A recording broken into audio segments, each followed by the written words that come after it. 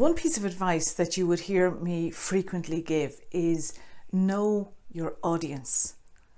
But what exactly do I mean by know your audience, and how can you get to know them? That is the topic of today's discussion. Welcome to episode 16 of Unlock Speaking Confidence. I'm Maureen McCown from Soft Skills Success. In episode 10, I was talking about how to prepare for presentation, and one of the key things to do for that is to know your audience. But a lot of people don't know where to start on that, or why it is important that you do it. So that's what I'm going to be taking a look at today. We'll begin by what exactly I mean by know your audience, why it is important, and then some of the things that you should be taking a look for so that you are going to be able to have that audience analysis done. What do I mean by know your audience? What I mean is put yourself into the shoes, into the seat of the person who is going to be listening to your talk, your speech, your presentation. Have a think about it from their angle, from their point of view.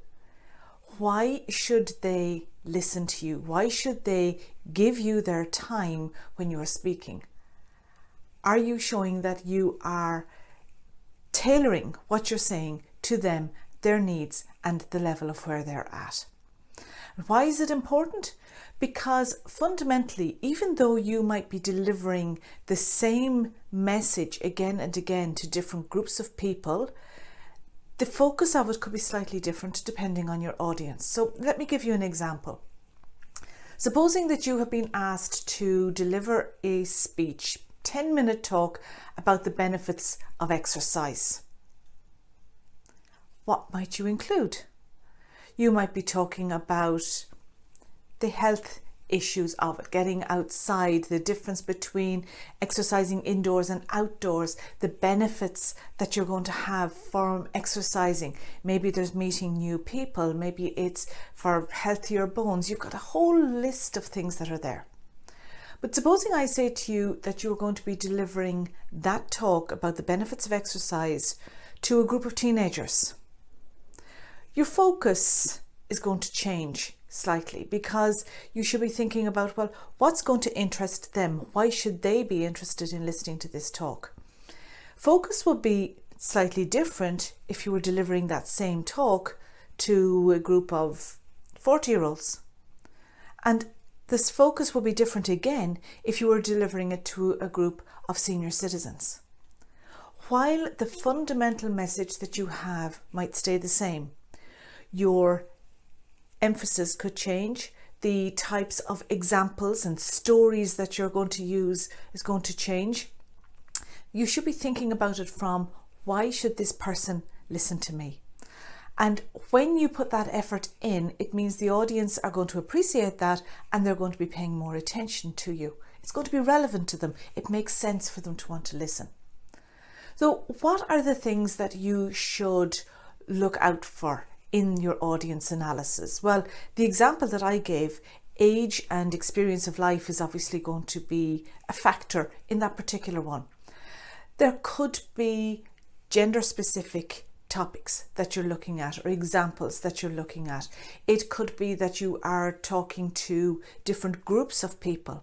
I was working with a client once who was delivering a talk at a conference, and there were two distinct groups in the audience: a patient body group and pharmaceutical industry group. And if you're thinking about a presentation that you're delivering there, when you've got two diverse groups, they have very different needs, very different requirements, very different concerns. And your challenge putting a talk together like that is how to address both sides of the room, that they both feel that you're speaking to them while delivering the message that you have. So it's thinking about who the group could be.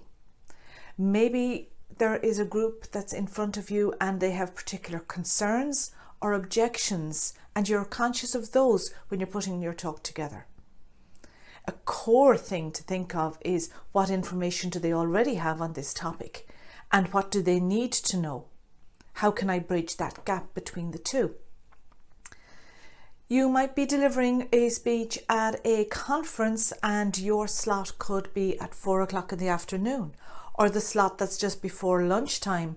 And the challenge there is that the audience is going to be distracted. They're thinking about the end of the day or going for lunch. And how do you keep their attention and their focus on that one?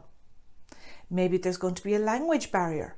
The language barrier could come in a number of different forms. It could be because a lot of the audience aren't native speakers, but it could also be because your talk contains a lot of jargon and that creates a language barrier between you and the audience. Or possibly it could be that there are lots of figures and statistics in it, and those numbers are causing a language barrier that you need to break down and to communicate to an audience who maybe struggle a little bit with getting their heads around lots of numbers. It's thinking all of this through in advance, and I have a cheat sheet that is done on that, an audience analysis cheat sheet. The link is below if you want to get a copy of that. When you have that audience analysis done, then you are looking at every point that you're making in your presentation and seeing, is this point addressing this audience, their needs, their concerns? Is this something that they are going to be able to relate to? Are the examples that I'm giving relevant to them? The case studies that I'm talking about, something that will resonate with them? So your focus changes very much so that you are going to be delivering value to the people who are listening to you. And when your audience sees that you've put in effort to get to know them and what they want to hear, then they will reward you with their attention. I'm Maureen from Soft Skill Success. This has been episode 16 of Unlock Speaking Confidence.